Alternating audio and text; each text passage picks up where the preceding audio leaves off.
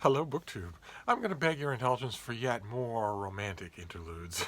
I know this is turning into a romance channel. I promise it's not. I love romances. I read a lot of them, but this is an all-purpose books channel. It's just we happen to have hit a bookcase, one of the rare ones that I have actually organized. I don't, as you know, if you went through my last unending library tour, I'm not big on organization of books. I always mean to, and I never get around to it. Basically, the only two parts of my entire book collection that are organized is that there's a whole bookcase of romances and there's a whole wall of Penguin classics. So I thought we'd go through some more of them. There's a lot of Regency romances here of the old style, some of the new style. We'll try to go through them quicker so that we don't take forever. This is Emma Lang. This is a second match. Old style Regency. There they are. She is, as you can, I don't know if you can make it out. She's riding side saddle there like that. The last thing the stunningly beautiful young widow Gwendolyn Tarrant wanted was a new man in her life. Her brief marriage had shown her how chafing wedlock could be, and her betrayal by a worldly London rake had taught her more than she wanted to know about men and their lies. The last thing the magnificently handsome Marquis of Warwick desired was another willing woman in his arms. This irresistible aristocrat was bored with his legion of easy conquests and hungered for a challenge to his jaded senses. In Gwendolyn Tarrant, the Marquis had found the perfect prey. In Warwick, Gwen found the kind of predator she despised. And you know what's going to happen. And we see there a familiar device in these old-style Regency romances, which is that the female protagonist, the main character, the heroine, will have achieved her financial and social independence by having been through a brief marriage off stage. She will either have loved her old husband before he died and left her the title and the lands and the property and the money, or she'll have hated him. But one way or another, the dead person forms an obstacle to the current love. As I've mentioned, it often makes me wish that I could see a little novella about that love life. What was this main character like before? But here's Emma Lang again, or it could be Lange. I don't know how to pronounce her name actually. This is A Certain Reputation. These very nice old-style Regency covers that have the very sedate classical backgrounds. This one is a little bit strange for a book that is so obviously old. This is probably late 80s. 1995. This is a little bit odd because it's advancing the trend that we have seen in the shift in fashion of the cover illustrations towards photos and away from drawings, and towards a greater parity of age between the man and the woman. Dazzlingly beautiful Anne de Montfort was besieged by scandal. Her titled husband had died in disgrace. See, again, we have a widow. And she was left with two small children to raise alone. Censorious society whispered that she was a wanton woman, and a handsome, heartless Duke of Buckingham was determined to prove that those rumors were true. There's no lord in the realm more irresistible than he, or more ruthless in getting what he wanted. It's a little bit... it's a standard thing. You've heard enough of these Regencies by now to know that's a standard setup. It's a little bit odd for a Regency romance author to give the main character not just a known and historically viable, noble title, but also an infamous one. Something that's in Shakespeare, for Pete's sake. So it's odd that you would have a Duke of Buckingham as opposed to, a Duke of Luckingham or something like that. But all right, here's another Emma Lang. This is The Earl's Return. This one takes place in winter. Of course, this makes me wince because we're getting snow in the forecast for Boston. We've got a pretty winter background there in a well-to-do house with paintings everywhere. The paintings, those of you who are familiar with with Regency era houses will be able to spot something wrong with the paintings. Quite apart from the fact that they're perfectly symmetrical, which would never happen. There's also something else that's wrong with them, but it's a tiny detail. Alison Hayden had been a mere 17 when she broke the heart of Damon Ashford. It had broken her heart as well when she was brutally commanded to wed another. But that was years ago. Alison was a young widow now, another young widow, and Damon had returned to claim the title held by Alison's late husband and the manor that was her home. He held her fate and fortune in her hands, and Alison could not escape or erase the bitter anger in his burning dark eyes. That's kind of odd. that he is the inheritor of the title that she married into. That's kind of strange. Okay, here's another Emma Lang. Good lord. This is the Scottish rebel. Beautiful auburn-haired Miss Tessa Strahearn passionately loved her native Scotland and had only scorn for England and all things English. But now she had to go to England to live. And even worse, she had to find an English husband. And worst of all, the man who would take her there was Nicholas Steele, the Marquis of Kern, the most handsome and infamous rake in the realm, and a man Tessa reviled. Thinking that's not going to last long. Okay, we must have this. These are all my Emma Langs then. There's a ton of them. Well, we'll skip ahead. This is the unmanageable Miss Marlowe. A nice festive cover. Miss Sarah Marlowe was far too beautiful and bold for her own good name. She dared test her gambling skills against the handsome, notorious Captain Charles Kendall, with far more than money at stake. She dared stir in the haughty Marquis of Lisle a desire that demanded satisfaction, and she dared court the wrath of the domineering Lord Dominic Ravensby, who vowed to teach this insolent innocent the folly of her ways. And probably the author will keep the ball in the air for quite some time as to which of those three she will end up with. Every once in a while, they'll also put a feint in there of a poor country curate, something like that. But it almost never happens. In these old-style Regency romances, the marriage is always for money. It's true that there's love, but the marriage is always for money. I think we've heard enough of Emma Lang. There's lots more. Let's move ahead. Oh, God. All right, this next one is Alison Lane. This is Birds of a Feather.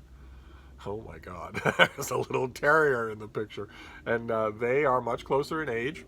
Is this later on? This is a brand new book. Still sheen to the cover, still white pages. 1999. This wouldn't need any reinforcing at all. Clad in spectacles and plain dresses, Joanna Patterson would make no impression at all on Lord Sedgwick Wiley if she didn't keep running into him. Literally. That often happens. There'll be some physical mischance. A woman will stumble out of her carriage, literally into the arms of the city's foremost rake, or will something like that. Will slip and fall into the arms, or they'll run into each other around a corner at a shop or something. The great arbiter of fashion for London society, Sedge, that's what his friends call him, had the reputation of caring more about the cut of his coat than the feelings of others. A fact made all too clear to Joanna by his reaction to her. Exasperated by her clumsiness, Sedge insulted her in public, but in private could not forget her shapely figure and deep chocolate brown eyes. Okay, but was he sorry for insulting her? That's one of the obstacles that you have to face in these old Regencies, is that sometimes they're all written by women, but even so, sometimes they are maddeningly what's the word? Sexist would be anachronistic. But men in the Regency period did care about whether or not women liked them. They weren't all just, rakish automatons. But this next one is by Joan Wolfe. I mentioned her before. She is a far more historically grounded, far more politically oriented Regency romance author, often. Than most of them. This is A Difficult Truce. There's an old-style painted cover. Is this the 80s? 1981. Yeah. Let's see here. Beautiful and fiery young Christina McCarthy came from a line of Irish aristocrats who had battled the hated British for centuries. See what I mean? She will often do the politics of the day will often intrude on her stories. But now Christina has been taken captive by her ancestral enemies, with only one way to regain the freedom she passionately craved. She had to gird herself in marriage to one of England's most powerful lords, the dangerously handsome Charles Standish, Duke of Dacre. But in his embrace she had to fight a threat even more perilous to her liberty and life's work than a stone cell and iron chains. Okay, so that's Joan Wolfe. I have quite a few of her. Who else can we deal with here? Here's a nice thick one. This is The Controversial Countess by Mary Jo Putney. A lot of you will know that name, like a lot of Regency romances. Oh, actually not. About half of them from these old Signet days. About half these old Regency romance authors used Regency romances as a stepping stone to getting bigger and bigger audiences, to writing bigger and bigger books, and to getting mainstream publishing contracts outside of the regular Signet, Harlequin, Avon, monthly line. And Mary Jo Putney was one of those authors. She went on to an enormous romance career outside of the more strict subgenres. This is The Controversial Countess. Quite a neat cover. Let's see here. Ravishingly beautiful Count Magda Janos was the toast of Paris and the center of a swarm of suitors. But who was this gorgeous creature? Two men knew the truth about her. Attractive, charming Robert Anderson, the black sheep, blue blood, was her intimate ally in her life of dazzling deception. The other was the devastatingly handsome Duke of Candover, who arrived from Regency London to demand that the controversial Countess pretend to be his mistress in a dangerous game of intrigue. How interesting. Not often, for me anyway, it's not often that you see in these Regencies the setting being somewhere other than London. And we've talked before about the slow shift of these covers from more sketch-like to more photorealistic, where it's just a painted overlay over a photograph. And we've also talked about how the men change. The men change from a discreet hint of gray at the temples, and obviously much older than the woman, to about the same age as the woman, and certainly starting to encroach on the same attractiveness level on the antiquated scale of 1 to 10. And if that's the case, take a look at this cover. This is A Season for Love by Blair Bancroft. Take a look at that guy. It's like something out of In Sync, for Pete's sake. I don't recall any other Regency romance that I have where a man has hair like that. This is from 2004. Okay, so this is not only very late in the Regency romance line, but also getting towards the point when they would stop being made completely. Because these little Regencies did stop being made completely. They were a mainstay. Every month 4 of them came out, and I stocked them, and I got rid of the old ones, and then the next month more would come, and I would watch. I got these on the same day that I got the Harlequin romances of all the different types, the Harlequin Presents, the Harlequin Historicals, the whatnots, and I had one bookcase for them all. So I had to clear it off first, get rid of all the old ones, put them on a cart, then put all the new ones out and organize them, and that made me very aware of what was selling and what wasn't. I knew right away what was popular and what wasn't. Which authors, I started to notice right away that some authors would be gone in a week. Others, not a single book would sell. But one way or another, these things started to go. They started to become a little too tame for the reading audience, who still wanted Regency romances, but not corseted things like this. I think that's a terrible shame. These things are actually very clever.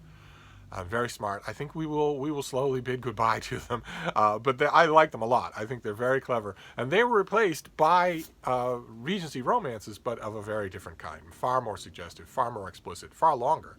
And here we have an author we've seen on this channel. I've hauled her, I believe. This is Laura Lee Gerke. This is Heiress Gone Wild. That is Paul Marin on the cover, and notice that her shoulders are bare. And that's one thing. It's also very pretty. It's a very pretty. This doesn't have a step back, but it's a very pretty thing. I'm not criticizing these new books by any means. But you notice he's half undressed, and you would never get that in something like this. It would never happen. I've can count on the fingers of one hand the number of these old style Regency romances where the main character, the main woman, even sees the naked torso of the man before the story is over. It almost never happens.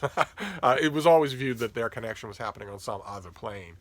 Here we have another Laura Lee Gerke. This is How to Lose a Duke in 10 Days. And this one does have a step back, so we have a lovely, these are very eye-popping, unlike these old Regencies that had a certain sameness of look. Lovely cover, and then a step back that shows us explicit sexuality in a way. There's a hint of the old-style classical background, but you would never get a cover like that. The old-style Regency romance readers wouldn't have known what to make of it. Here's another Laura Lee Gerke. This is Governess Gone Rogue. This one doesn't have a step back, but it is a lovely cover.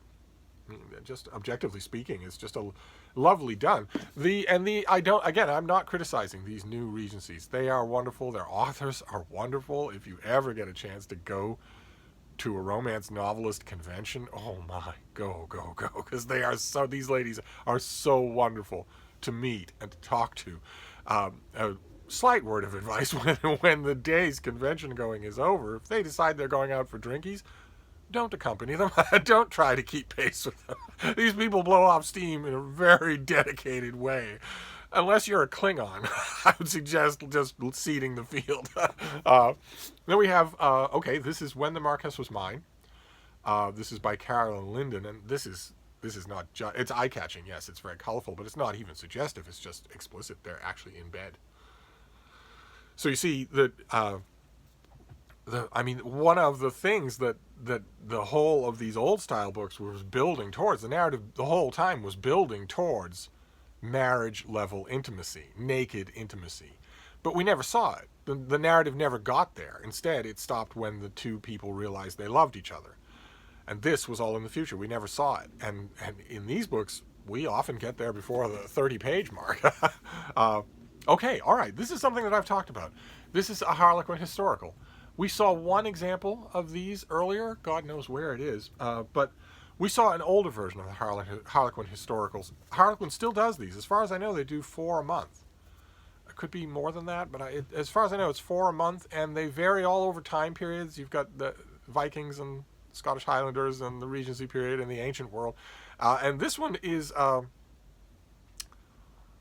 set, I believe, in, let me see if it has a date. I believe the thing that, no, this is Regency. Okay, it's just, the thing that struck me is that the man on the cover, it's a model cover, and the man on the cover is not a nobleman, he's in the army. This is Marriage Made in Rebellion.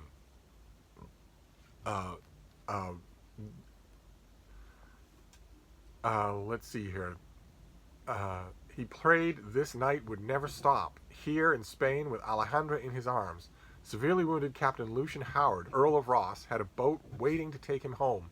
If she remained in his company, the beautiful woman who had saved his life would be compromised.